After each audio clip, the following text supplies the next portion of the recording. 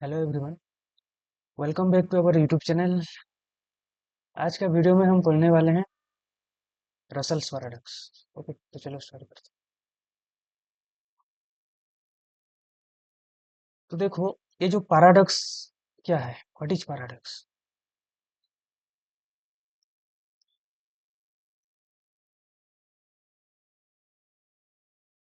What is paradox? तो देखो, paradox एक सेल्फ कंट्राडिक्टोरी स्टेटमेंट है। क्या? सेल्फ सेल्फ कंट्राडिक्टोरी मतलब ये खुद को गलत साबित करता है। ओके, ये एक ही टाइम में ट्रू भी होता है, एक ही टाइम में फॉल्स भी होता है। जब हम इसको ट्रू मान के चलेंगे, ये इंप्लाइज करेगा फॉल्स को। जब हम इसको फॉल्स मान के चलेंगे, ये इंप्लाइज करेगा। ओके, इसी स्टेटमेंट को हम बोलते हैं पैराडॉक्स। एक एग्जांपल देखते हैं। मैं यहाँ पे लिख रहा हूँ कि this statement is false. This statement is false. मैं आपको पूछ रहा हूँ कि ये जो है ट्रू है या फॉल्स है? ट्रू। सब कुछ मान लेते हैं ये ट्रू है। ये जो मैं बोल रहा हूँ पूरे के पूरे, ये हम मान लेते हैं ये ट्रू है। दिस स्टेटमेंट इज फॉल्स, ये ट्रू। लेकिन स्टेटमेंट क्या है? फॉल्स है।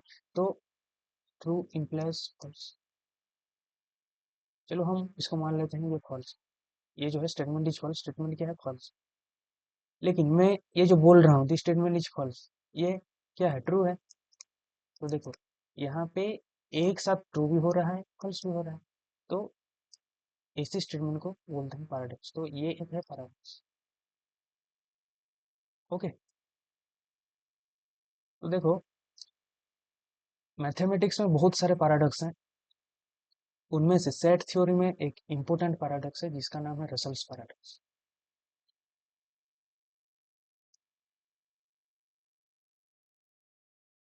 Russell's paradox. इस पैराडॉक्स को दिए थे ब्रिटिश मैथमेटिशियन रसल ने। British mathematician Bertrand Russell. Russell. Okay, in the year 1900। तो इसको पढ़ने से पहले इसके साथ एक एग्जाम्पल चलता है। दोनों साथ में ही चलते हैं। वो एग्जाम्पल को देखते हैं। ओके, एग्जाम्पल क्या है? एग्जाम्पल, सपोज एक गांव है। एक गांव, गांव में एक ही बार्बर, बार्बर जो कि लोगों का सेव करता है। किसका सेव करता है? Barber shaves those people, those man who don't shave themselves.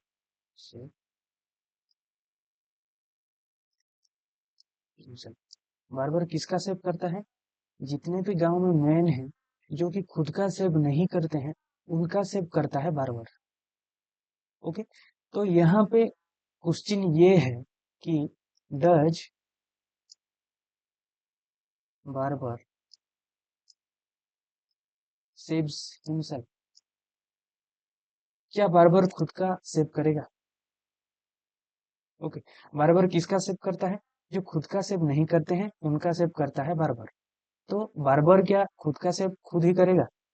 तो यहाँ पे देखो टू पॉसिबिलिटीज है। एक है यस, एक है नो। यस मतलब बार्बर खुद का सेव करेगा। बार्बर सेव्स हिमसेल्फ, एक है। और दूसरा है नो मतलब barber does not shave himself. Barber doesn't shave himself. Barber खुद का सेव खुद ही करेगा या बार बार खुद का सेव खुद नहीं करेगा। तो चलो हम यहाँ पे मान लेते हैं केस 1 बार बार जो है खुद का सेव खुद कर रहा है, बार बार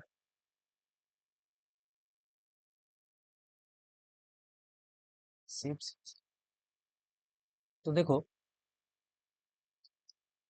बार बार हम यहाँ पे मान लिए हैं कि बार बार खुद का सेव खुद कर रहा है, इसका मतलब क्या है, बार बार खुद का सेव खुद नहीं कर रहा है, इसीलिए तो वो खुद का सेव खुद कर रहा है ना। तो ये इम्प्लाइज कर रहा है barber doesn't shave himself, सेव केस 2 में लेते हैं चलो। No does barber shave himself, no मतलब barber does not shave himself, barber जो है खुद का सेव नहीं कर रहा है, बार बार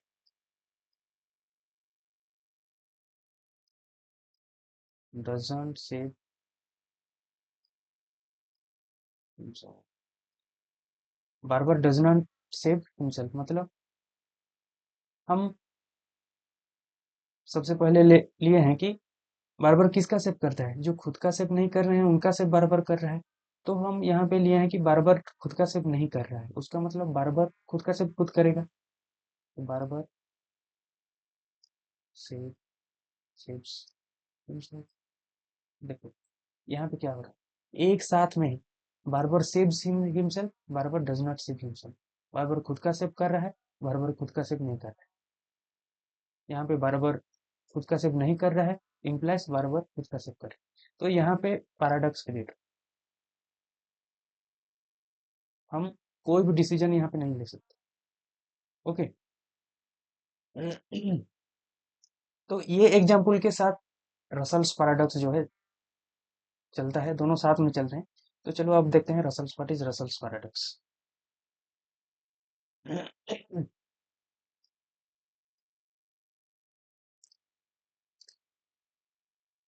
consider the set of all set that doesn't contain themselves as a member।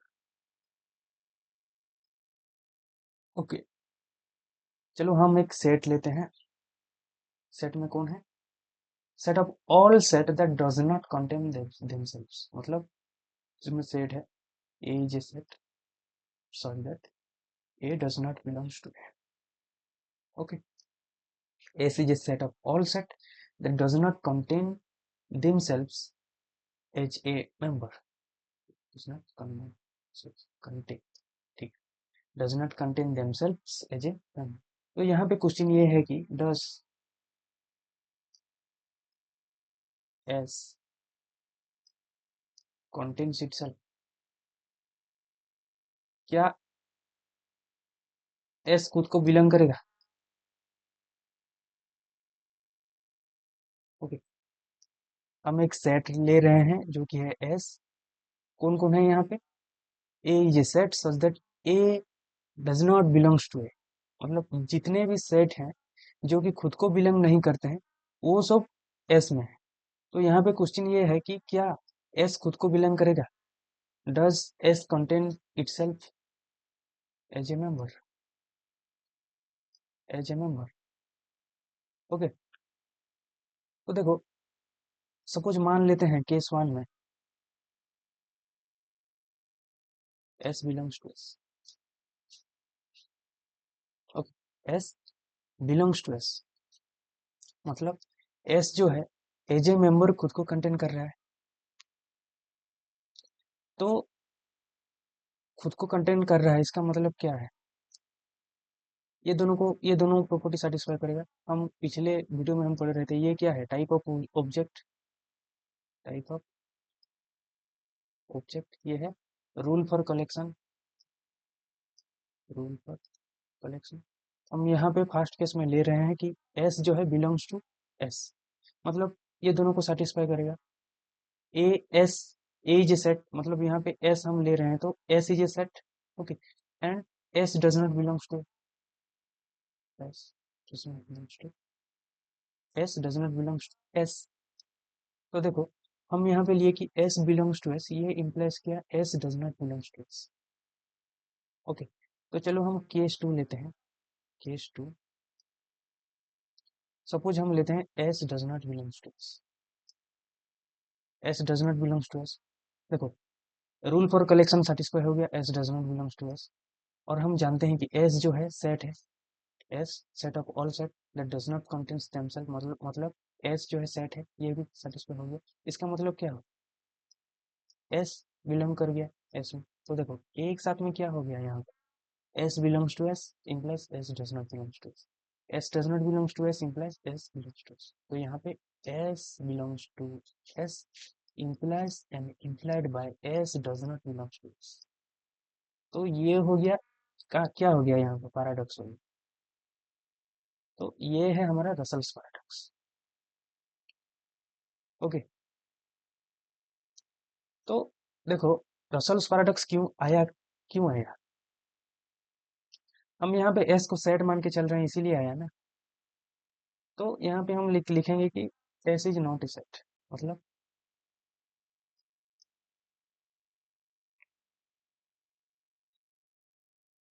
The set of all set that doesn't contain themselves as a member is not a set। हम इसको सेट मान के चल रहे हैं इसीलिए ये पैराडॉक्स यहाँ पे क्रिएट हो रहा है। तो हम यहाँ पे माने कि ये सेट ही नहीं है, ये just, it is just a collection, it is just a collection. Okay, तो देखो इसको कैसे अवॉइड किया जा सकता है रसल्स पैराडॉक्स। तो देखो हम जानते हैं कि सेट थ्योरी जो है, set theory,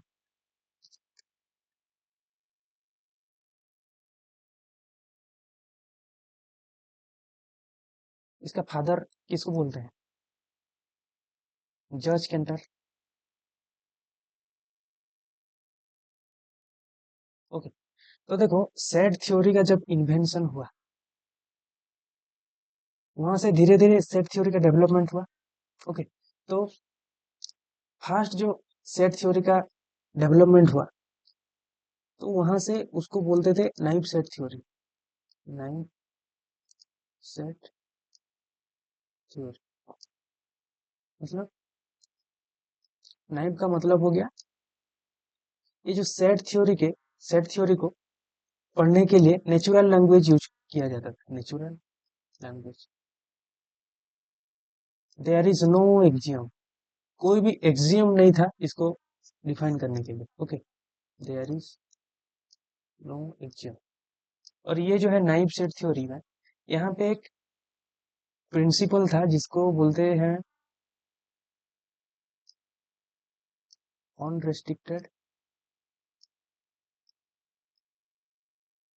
principle of comprehension. एक प्रिंसिपल था, यहाँ पे बोलते थे कि for any rule, for any rule P of x, suppose एक मान लेते हैं रूल पी ऑफ एक्स, इसके लिए एक सेट एग्जिस्ट करेगा, देयर एग्जिस्ट ए सेट। कोई भी रूल ले लो, देयर एग्जिस्ट ए सेट। तो रसल ने क्या किया, एक रूल ले लिया, set of all set, set of all set that doesn't belongs to themselves.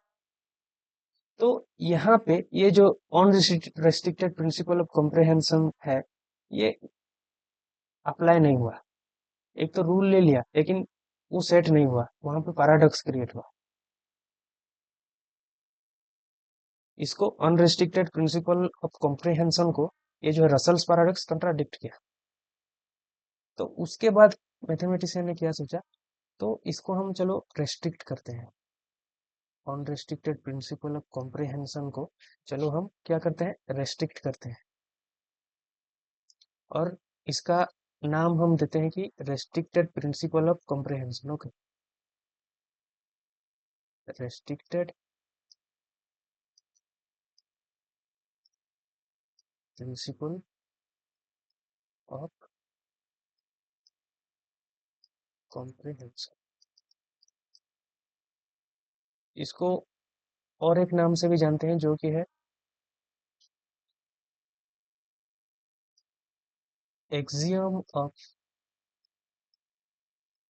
Specification. तो ये क्या बोलता है, मान लो एक सेट है,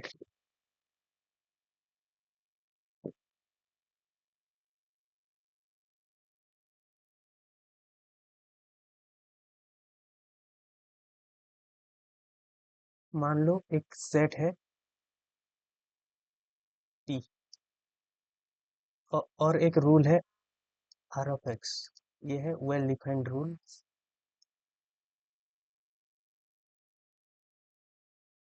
ये है एक सेट। तो एक्सियम ऑफ स्पेसिफिकेशन कहता है कि कोई भी एक सेट ले लो और एक वेल डिफाइंड रूल ले लो R of X, there exist another set S such that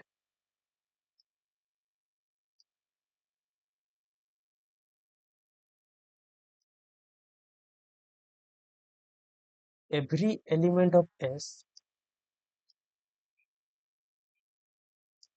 comes from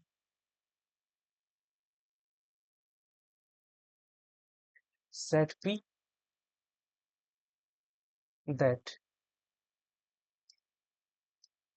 satisfy the rule R of X. Okay, for any P is a set for any P and any well-defined rule R of X, there exists another set S such that every element of S comes from the set P that satisfy the rule R of X. इसका मतलब क्या है,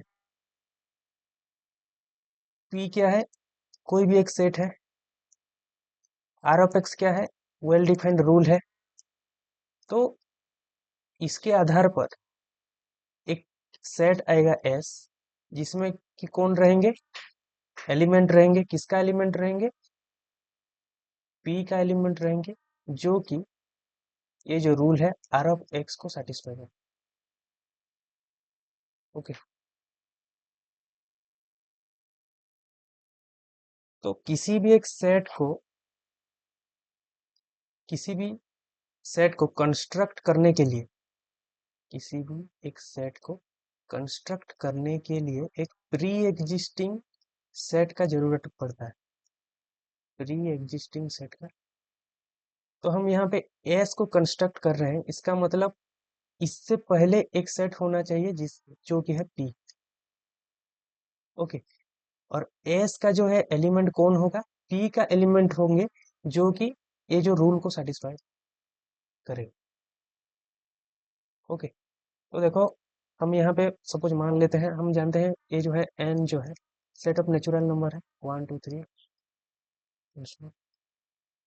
हम यहाँ पे construct कर रहे हैं सपोज एक सेट एस जो कि है